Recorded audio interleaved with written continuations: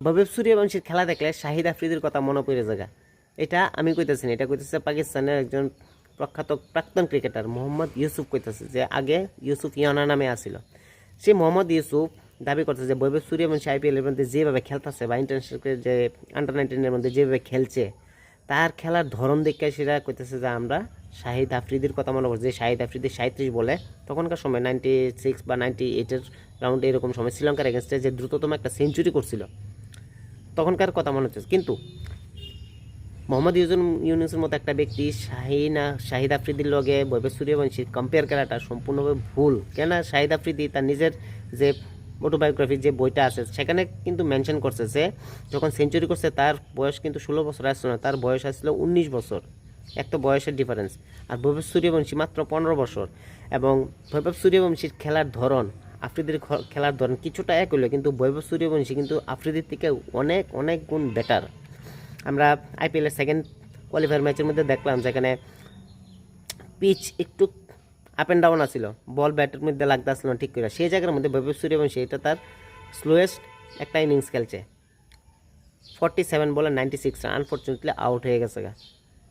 যে জায়গার মধ্যে বৈভব সূর্যবংশী ডেফিনেট 300-র কাছাকাছি স্ট্রাইক রেটে ব্যাট করে, সেই জায়গার মধ্যে সেদিন অন্যরকমভাবে খেলছে।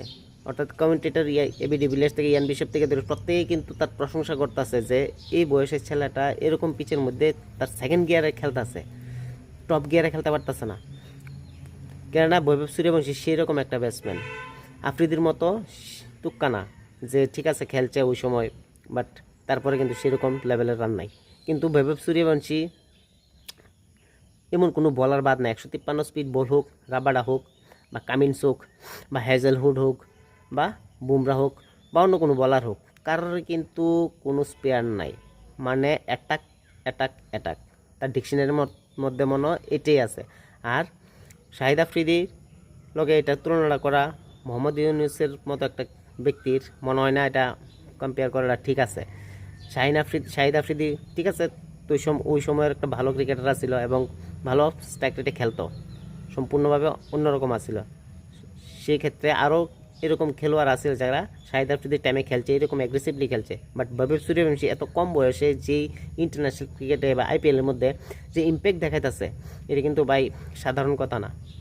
আর 5 বছর বা 7 বছর খেলার পরে বৈভব সূর্যবংশী কী করতে পারবো এটা কিন্তু আমরা সবাই জানি, বা এটা আমরা দেখতে খুবই এক্সাইটেড। তো নো ডাউট বৈভব সূর্যবংশী যেভাবে খেলতেছে, হোপ আগামী কয়েকদিনের মধ্যে যে আয়ারল্যান্ড এবং ইংল্যান্ড টোর আছে সেখানে কিন্তু ডেফিনেটলি টি-20 স্কোয়াডের মধ্যে ঢোকার চান্স আছে। এবং ইন্টারন্যাশনাল ডেবিউ যদি করে এটা কিন্তু ওয়ার্ল্ডের রেকর্ড হয়ে যাবে। সচিন টেন্ডুলকার 16 বছর ইন্ডিয়ার লেগে করছিল এবং